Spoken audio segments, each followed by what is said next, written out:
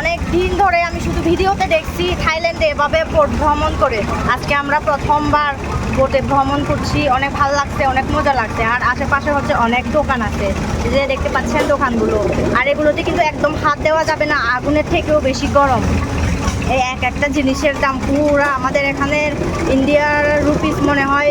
একটা জিনিস এখানে 500 টাকা হলে এখানে ডাবল হবে, ওখানে 1000 1500-এর মতো। এই যে দেখতে পাচ্ছেন সবগুলো শুধু মার্কেট। আমরা শুধু বোট ভ্রমণ করছি, আমরা বেশি কিছু নিব না, আর যেটা নেওয়ার সামর্থ্য থাকে এটাই নিব।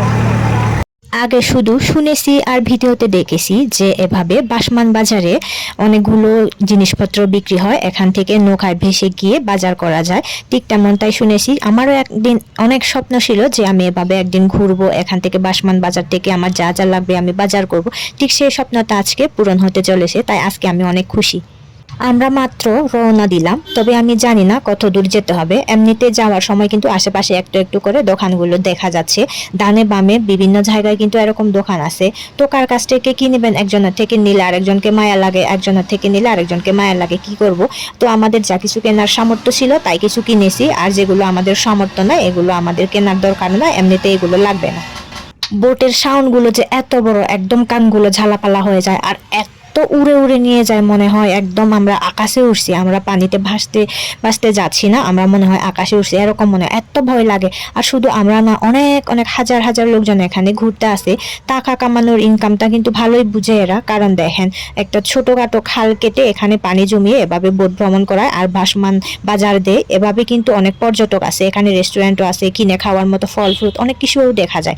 তো আমরা এখন শুধু যাচ্ছি। এটা কিন্তু বিশাল একটা বড় ধরনের করে তারা বানিয়েছে, মানে তাদের বুদ্ধি খাটিয়ে আর কি। তো মাঝখানে মাঝখানে কিন্তু অনেকগুলো আবার বুদ্ধ মন্দিরও আছে, টেম্পল আছে। এগুলোতে আমরা মানে এত কিছু যেতে পারবো না, যতগুলোতে যেতে পারবি ততগুলোতে আমরা যাব, কারণ সবটুকু ঘোরার জন্য আসলে সময়ের প্রয়োজন হয়। তো আমাদের এতটা সময় নেই, আমরা শুধু একদিনের জন্য এখানেই আসছি। এই জায়গাতে একটা জায়গায় ঘুরতে গেলে ওখানে অন্তত 1 সপ্তাহ মতো থাকার মতো থাকে আর কি, কিন্তু আমাদের এত সামর্থ্য নেই, আমরা এতদিন থাকবো না, যতটুকু পারি ততটুকুই ঘুরবো। আমরা তো মাত্র যাচ্ছি, আর অনেকে কিন্তু একদম ঘোরা শেষ হয়ে ফিরতেছে।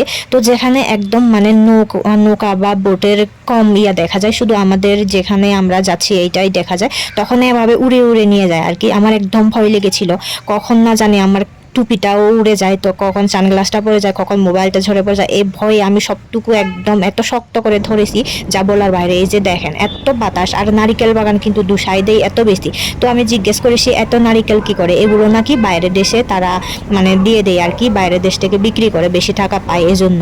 এটা শুনেছি চায়না, মালয়েশিয়া বিভিন্ন জায়গাতেই তারা বিক্রি করে, এরকম বলেছে আর কি।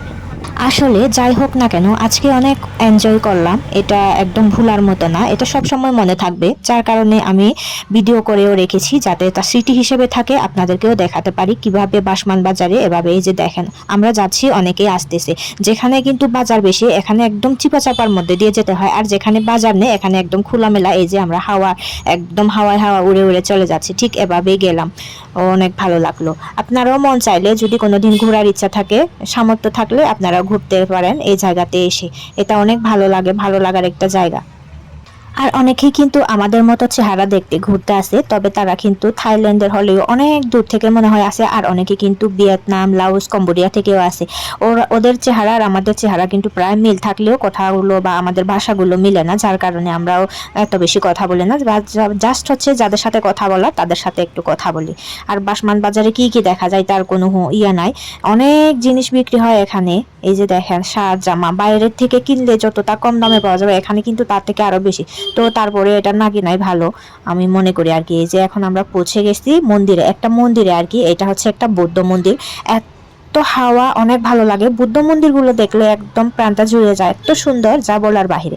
এই যে দেখেন মন্দিরগুলো কিভাবে তারা তৈরি করে, বাতাসের ইয়েতে একদম থাকা যায় না, মানে শুধু বাতাসের সাউন্ড শোনা যায় আর কি। এই জন্য আমি কথা বলে বলে ভিডিও করিনি, কারণ কথা বলে বলে ভিডিও করলে বাতাসের সাউন্ডটা বেশি শোনা যায়, আমার সাউন্ডটা শোনা যাবে না, যার কারণে আমি এডিট করলাম আর কি।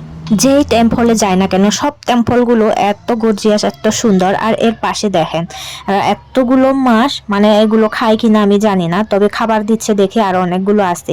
এই যে দেখেন কতগুলো বিজনেস হচ্ছে তাদের। পানিতে যে আমরা আসি এখানেও টাকা দিতে হয়, আর মন্দিরগুলোতে গেলেও মানে এগুলো তো আমাদের অবশ্যই সম্মানের দিকে, আমরা যেহেতু বৌদ্ধ ধর্ম এগুলোতে তো ইয়ে করতেই হবে।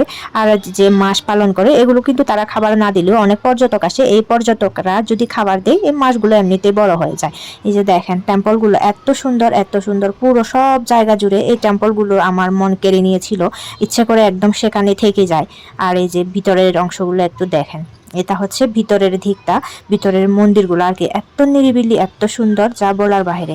মানে আমার কাছে এত ভালো লেগেছে এটা, মানে আমার যদি থাকার মতো কোনো একটা ইয়ে থাকতো আমি অবশ্যই থেকে যেতাম। ভিডিওটা ভালো লাগলে অবশ্যই লাইক, কমেন্ট, শেয়ার